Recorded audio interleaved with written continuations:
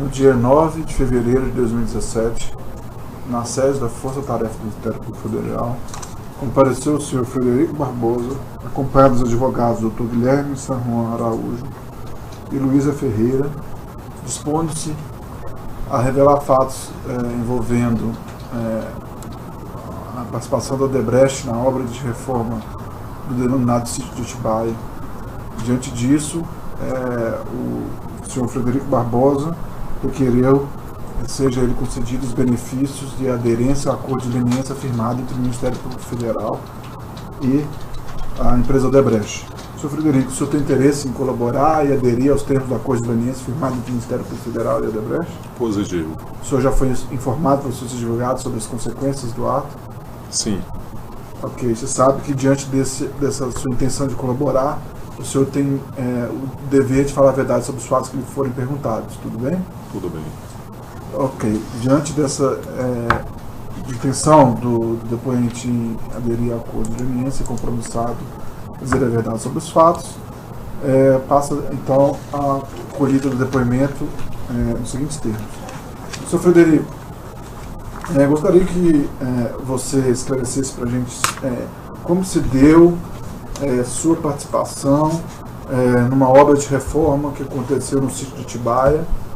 Pode ser desde o início, você pode ir relatando os fatos e a partir do momento em que houver alguma necessidade de indagação sobre questões específicas, eu ou a doutora Jerusa indagaremos, tudo bem? Tudo bem. Ok. Bom, meados de dezembro do ano de 2010, eu prestava trabalho, trabalhava para Odebrecht em uma obra na região de Heliópolis, bairro de São Paulo, limite com São Caetano, e era uma obra que ainda teria uma duração de 1 ano. Eu estava lá alocado nessa construção quando eu fui convocado pelo meu superior, o diretor de contratos Embi Costa, para atender a um pedido dele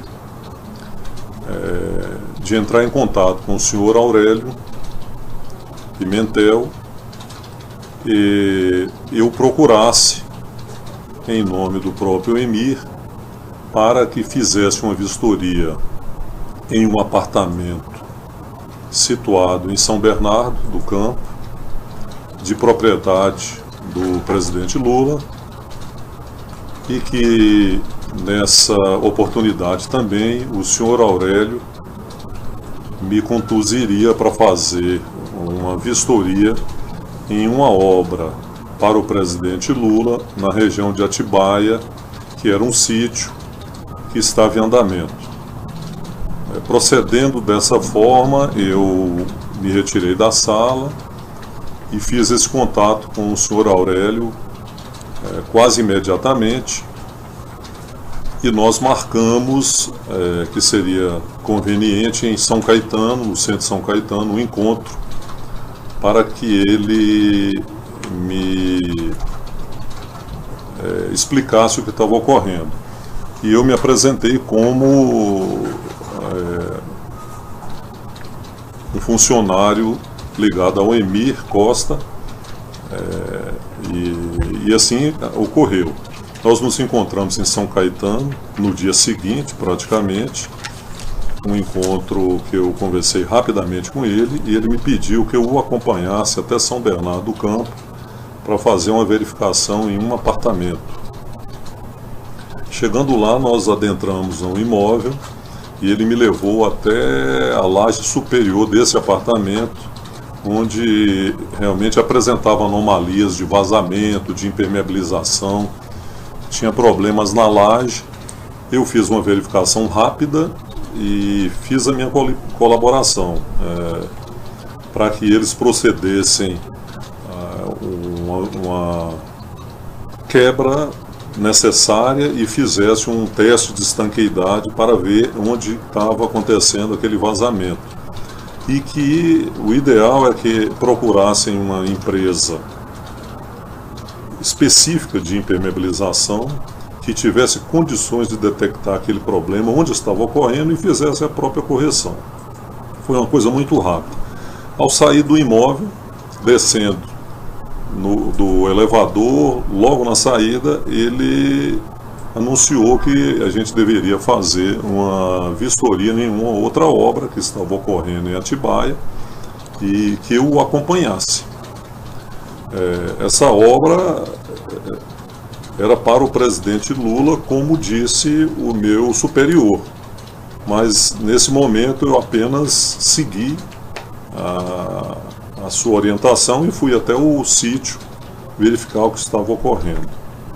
Chegando ao local, a porta foi aberta, o portão, pelo caseiro, nós entramos no imóvel, percorremos o imóvel, ele pediu para que eu o acompanhasse e mostrou a situação que estava. Existiam 3 blocos em construção, com apenas a fundação executada, a parte metálica, que era a estrutura já toda soldada, mas notavelmente paralisados, né? Não tinha funcionários trabalhando naquela ocasião, e apresentou também a necessidade de fazer alargamentos em um lago que existia no local, um campo de futebol, uma guarita, e corrigir um problema de vazamento numa piscina existente em frente à casa principal. Eu, em função daquilo, ele também disse que o prazo era de 15 dias, que era para concluir em dezembro a necessidade para fazer essa obra. Eu respondi dizendo que tinha conhecimento de empresas que poderiam socorrê-lo, né, que eu ia retornar a minha base de trabalho e conversar com o meu superior, que daria a resposta para ele. Ao retornar ao meu trabalho, eu procurei o meu superior, que é o Emi Costa, e relatei que eu estive no apartamento do presidente Lula e dei uma sugestão para a correção do problema, da anomalia que existia lá, e que depois eu fui nesse sítio e que a solicitação do Aurélio era de uma empresa para fazer obras e dar continuidade àquela obra com uma certa emergência, que precisaria ser concluída em pouco tempo, no máximo um mês de obra para terminar. No encontro com o Emi Costa, surgiu a ideia de indicar uma empresa do Carlos Rodrigues, que era uma empresa que já havia prestado serviço para o Emir e também para mim, posteriormente, em Campinas e na própria obra que a gente estava, mas ele não estava ainda presente, já tinha concluído a participação dele lá. Consegui o telefone do Carlos, que tinha no banco de dados da obra. Como que era o nome do Carlos? Carlos Rodrigues Prado. Fiz o contato com o Carlos, ele imediatamente, prontamente se prontificou ir até o lugar comigo para verificar a obra, mas já falava de um pouco de dificuldade pelo momento, que era final de ano. Fomos ao local com o Aurélio presente, encontramos com o Aurélio lá na obra, no sítio. Carlos verificou na presença do Aurélio e logo ele já afirmou que não teria condições para fazer aquela obra naquele período tão restrito, né, com os funcionários que ele dispunha naquela ocasião. Ele deveria ter menos da metade do que era necessário para fazer, avaliado lá na hora, em torno de 30 pessoas para executar essa obra. Em função disso, o Aurélio conversou com ele, eu também presente, mas depois eles conversaram. O próprio Carlos solicitou para mim se eu poderia dar um apoio técnico para concluir, ou se a própria empresa Odebrecht poderia fazer esse apoio para ele, que era a única solução que ele teria para conduzir aquela obra. E eu respondi de uma forma não positiva, dizendo que eu precisaria de retornar ao meu trabalho, comentar o fato com o meu superior de forma que eu não poderia tomar uma decisão em colocar funcionários da empresa ou auxiliá-lo naquela obra, né? Então, isso foi muito rápido, todo esse procedimento aí. Ao chegar na obra, eu procurei o EMI e relatei que o Carlos poderia fazer, mas não integralmente, e que ele precisava de um apoio da Odebrecht, um apoio nosso, de logística, para que ele conseguisse avançar e fazer a obra mais parcialmente. Aí o EMI me questionou como estava a nossa obra, o andamento da obra da estação de produção de água industrial em Heliópolis, e que estágio que estava, se haveria condições da gente destacar uma equipe para fazer essa obra, porque essa obra realmente ela tinha uma certa urgência e uma certa importância para ser executada. Eu afirmei para ele que a obra estava em condições boas. A nossa obra estava com um cronograma dentro do previsto, era um final de ano, haveria um recesso onde alguns funcionários sairiam de férias, haveria uma redução de produção naquele período, e ele dizendo também que se não prejudicaria, que se poderia desviar essa equipe para lá, eu afirmei positivamente que sim. E aí veio a autorização dele e a ordem para que eu fizesse, então, destacasse uma equipe que tivesse condições de produzir e entregar a obra nesse prazo. Eu dispunha de mais de 600 pessoas na obra, naquele período. Eu elenquei uma equipe básica, com um engenheiro novo, com um administrativo, um auxiliar e um encarregado, e mais umas 15 pessoas que tinham condições, tinham aptidão para fazer essa obra. E assim foi feita uma mobilização para suprir ao Carlos. Voltei lá no sítio, conversei com o Carlos lá, com o Aurélio também, e que a gente ia fazer dessa forma. Então a obra acabou se desenhando assim, a Odebrecht entrando com parte do recurso e o Carlos com a outra parte, para que se conseguisse executar a obra. Nessa ocasião o EMI me falou que todo o recurso necessário na obra para os pagamentos seriam originários dele, que ele estaria com recurso para fazer os pagamentos necessários na obra e que eu fizesse as informações, levasse as informações das necessidades que tivesse para que a obra acontecesse e tivesse os pagamentos que ocorressem lá durante a execução da obra.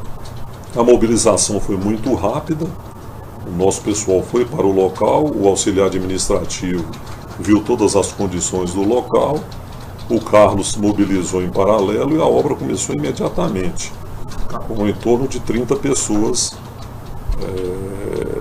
para cumprir esse prazo. Tá, algumas perguntas que eu tenho para o senhor.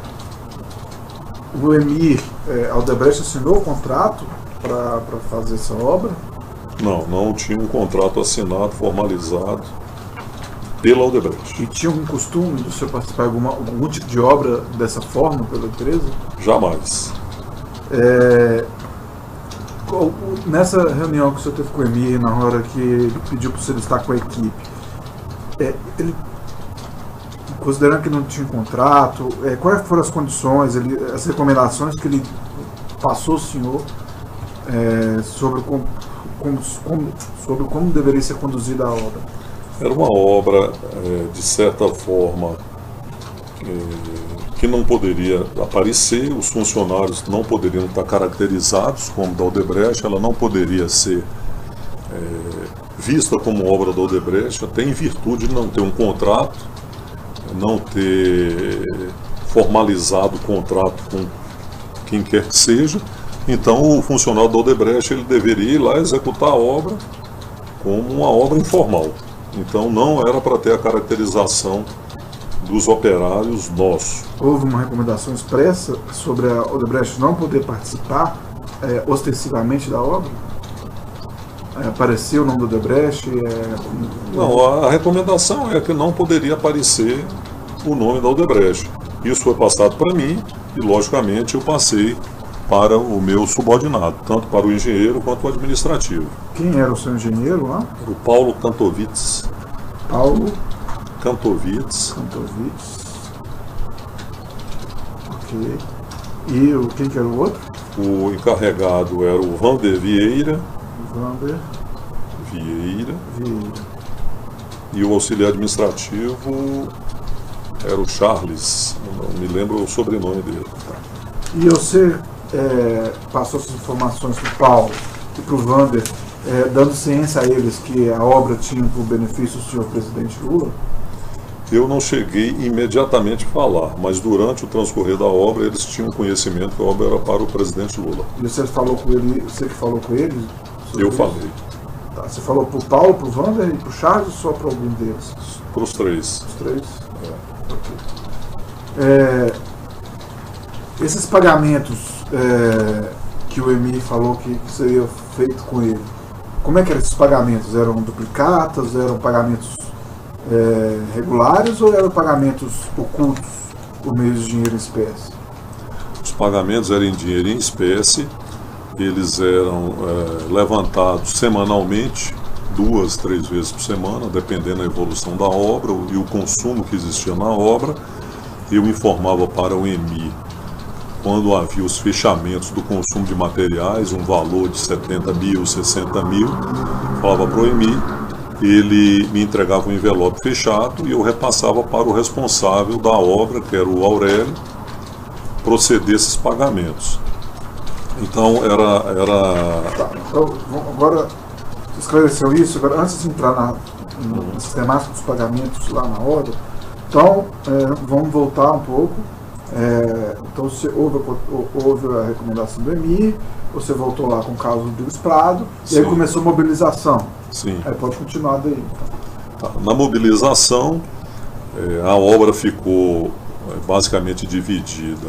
A equipe do Carlos fazia a guarita, que é uma casa de vigilantes, e os galpões, são 2 galpões menores ao lado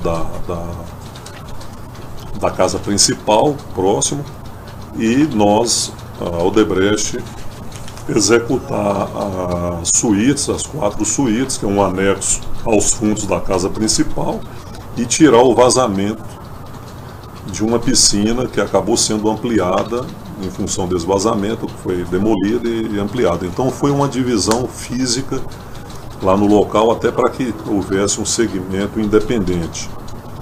E a obra começou. O consumo de materiais era fornecido por um depósito, um grande depósito lá da cidade de Atibaia. A retirada era feita pelos encarregados ou pelos próprios fornecedores. Eles subiam com um material e recebiam uma solicitação, eles traziam outro material. Era uma rotina diária que foi até mais operacional, o que eu não participei, né? Eu não estava lá full time.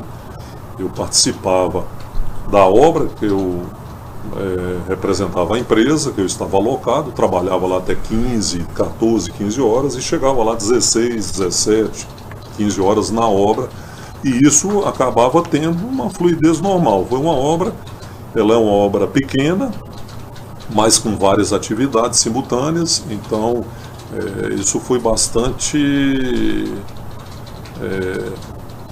produtivo. Nós não tivemos grandes problemas de fornecimento até o final da obra. O senhor lembra desse depósito que o senhor falou aí, o nome dele? Lembro, o depósito Dias, era um depósito grande, eu estive lá umas 4, 5 vezes de passagem, né, ou acompanhando o Aurélio em pagamentos. Ele me chamava para ir até com ele lá proceder esse pagamento. Tá. E nesse depósito Dias, esse depósito, ele essa obra, salvo engano, ela já tinha tido iniciado com o senhor Gênesis, não é isso? Sim, sim. Quando eu cheguei, essa obra como eu disse, ela já estava com a fundação e a estrutura metálica pronta, faltava a laje de piso, o fechamento de alvenaria, a cobertura, forro e a parte de instalações. A laje de piso já estava comprada. Tudo indica que pelo quem começou a obra, que foi o arquiteto Higenes. Tá. E ele já tinha identificado, tudo indica também, o depósito como fornecedor principal, que estava próximo da obra e tinha estrutura para isso. E aí, quando o senhor entrou, o depósito continuou sendo o fornecedor principal? Continuou sendo o principal fornecedor, salvo um ou outro material que eles não possuíam. E os pedidos, vocês abriram uma conta nova para pedidos da Odebrecht ou continuaram utilizando a conta aberta pelos Higenes anteriormente? Não teve orientação de abrir uma conta. Eu acho que naturalmente essa própria conta deu seguimento para fornecer à obra os materiais. Que eu saiba, ninguém nosso foi lá e fez uma abertura de uma nova conta ou em nome da empresa, da Odebrecht. Não houve essa orientação também. Existiu a recomendação, o senhor confirma, de a empresa não aparecer? Exatamente. Tinha essa orientação, a empresa não aparecer como consumidora ou em algum registro, porque era um contrato informal e não tinha um CNPJ, não tinha nada que vinculasse uma nota fiscal de consumo à empresa. Nesse depósito diz, o senhor, uma testemunha que foi ouvida anteriormente falou que era mais ou menos 60, 70 mil por semana que era gasto lá. É mais ou menos isso mesmo? Mais ou menos isso, a ordem de grandeza é essa mesmo. E como que eram feitos os pagamentos desses valores, essa média de valores? Eu comunicava ao EMIR, eles enviavam para a obra vários notas de retirada de materiais assinada pela obra, pelos encarregados, talvez até pelo engenheiro ou por algum funcionário. Isso ia já com a soma feita. Eu fazia uma verificação superficial, como eles já teriam feito também, e eu levava o valor, avisava para o EMIR que o valor era em torno de 70 mil, era 68 mil, 72 mil. O EMIR me entregava no dia seguinte um pacote fechado, né, para que eu entregasse isso a Aurélio. Eu levava até o Aurélio e em duas oportunidades que eu me lembre, ele me convidou para ir com ele até a loja para fazer esse pagamento. E eu o acompanhei. Não participei do pagamento, da negociação, mas ele entrou e acertou lá com o proprietário lá ou com o representante do depósito.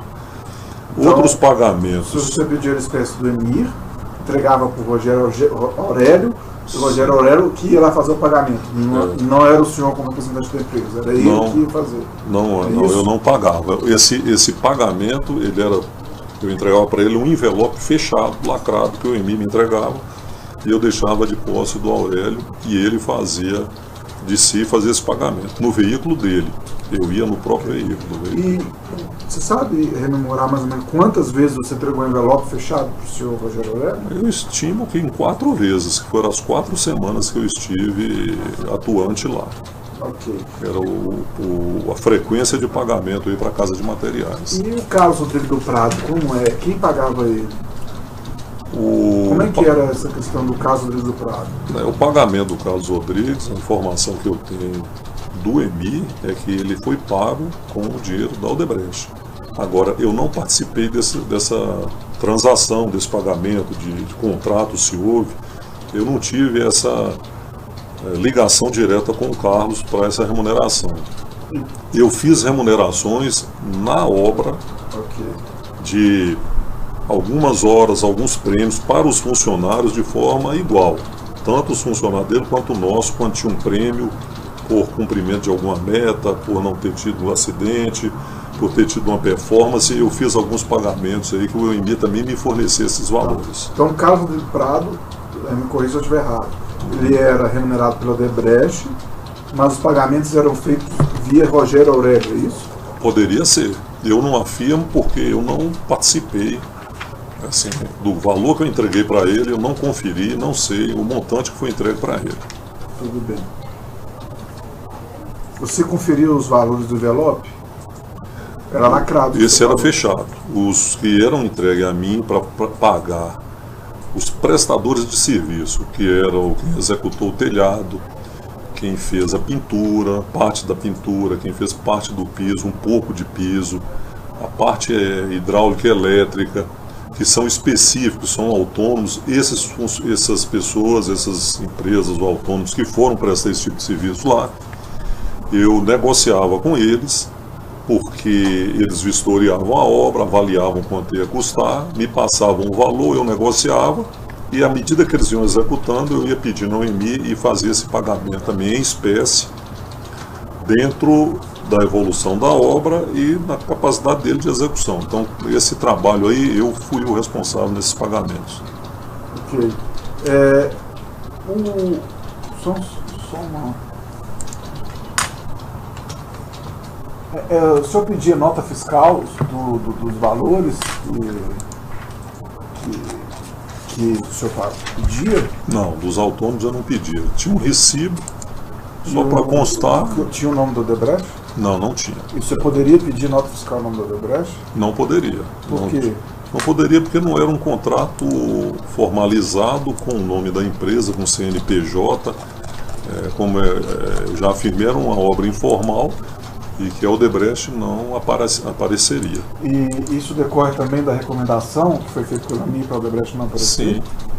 Sim. Sim, recordo. É decorrente disso. Não era para ter o nosso nome veiculado, o nome da empresa.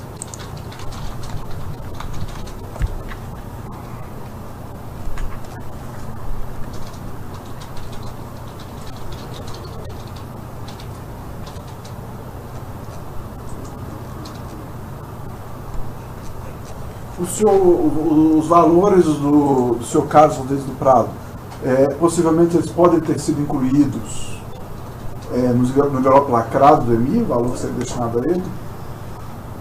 Eu não posso afirmar isso, ou se existia uma outra modalidade, né? Isso eu não posso afirmar, porque da forma que eu pegava e entregava para ele, eu via que ele descia fazer o pagamento e às vezes ele retornava com algum valor, né, que eu também usava na obra, fruto talvez da própria negociação dele lá no pagamento dos materiais. Ele devolvia o senhor Rogério Alberto? Devolveu, alguma vez ele devolveu, 2 mil, 3 mil, talvez de uma negociação ou de um desconto que ele obteve lá no pagamento de materiais.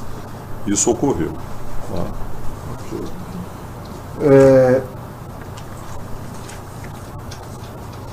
Aí prosseguiu a obra, como é que foi? Aí você foi levando...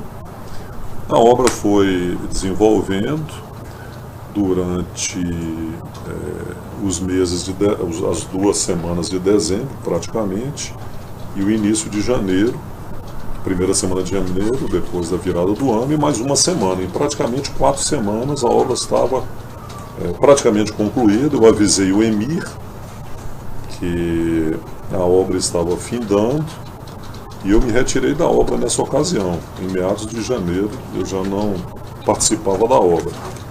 Durante a execução da obra não teve nenhum fato diferente, né, de chamasse a atenção, a não ser o depósito de alguns materiais de mudança que ocorreu numa das varandas da casa principal. Ficou depositado, coberto com lona, mas eu não participei, não visualizei chegada de materiais lá na propriedade, né? E esse material que o senhor viu lá, tinha alguma coisa interessante, alguma coisa que lhe chamou a atenção? Chamou a atenção é que ela estava coberta, protegida, mas não estava totalmente e realmente tinha inscrições que ela era proveniente de Brasília, dentro da madeira de proteção dessa mudança. E os funcionários do Odebrecht que trabalharam no local, eles usavam a roupa com inscrição da Odebrecht? Eles usavam todos os EPIs necessários, luva, capacete, óculos e uniforme, mas a uniforme não constava o nome da empresa. Ok. Se fosse uma obra normal... Usaria. Usaria? Usaria. Eles seriam identificados com o nome da empresa e até com o nome da obra. Okay. Né?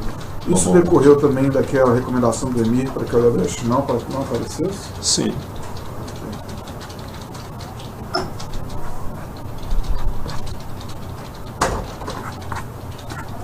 Doutor Jeruso.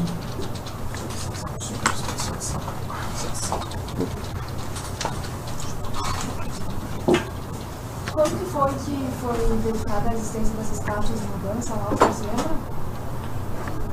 Se não me falha a memória, foi em janeiro, início de janeiro. Na primeira semana de janeiro.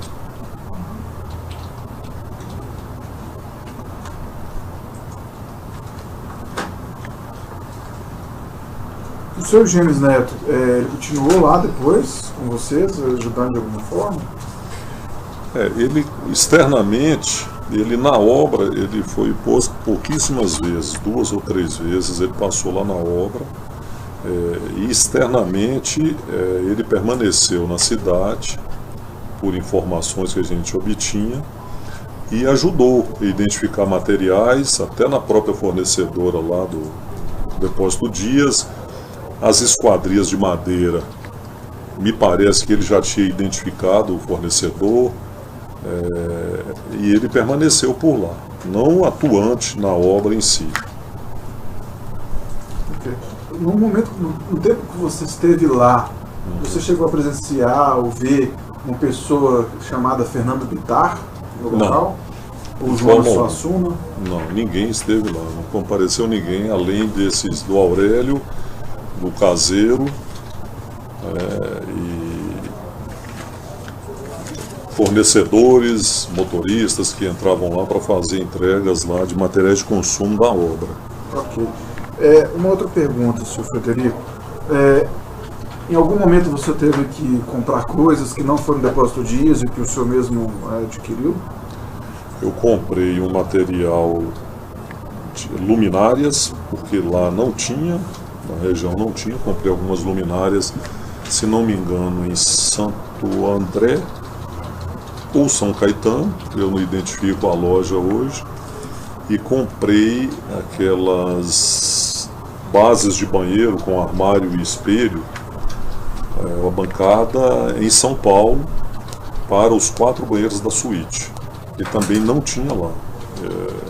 Então esses 4 banheiros eu comprei na região de São Paulo. E como é que foi feito esses pagamentos? Foram feitos esses pagamentos? Eu não recordo se eu comprei em cartão ou em cheque. E a empresa me ressarciu. Eu vou tentar levantar, resgatar, mas eu que comprei. E você comprou em nome da empresa ou no seu nome? Meu nome. E foi ressarcido esses valores? Foi ressarcido. Todas as despesas minhas foram ressarcidas. Tem um veículo, eu comecei com um veículo da empresa, também utilizando o veículo da empresa. Como a obra trabalha em pool, esse veículo da empresa que eu utilizei no início, eu tive que abrir mão e alugar um veículo para uso lá, e eu também aluguei um veículo e a empresa me ressarciu. Esse estava em meu nome também. Ok. Se puder trazer essas documentações depois, seria interessante. Esse eu acho que é até mais fácil, esse do veículo. Eu vou tentar. Ok. Doutora Luísa, alguma pergunta? Doutor Guilherme? Não, senhor, doutor. Doutor Jerusa? Não. Doutor Júlio? Não. Senhor Frederico, então é isso. O seu depoimento vai se encerrar aqui, eu vou encerrar a gravação. E qualquer situação envolvendo o levantamento desses documentos que você encontrar, o senhor já passa aos seus advogados que eles nos entregam, tudo bem? Eu vou procurar localizá-los. Ok, então eu vou encerrar a gravação. Tá? Ok, obrigado.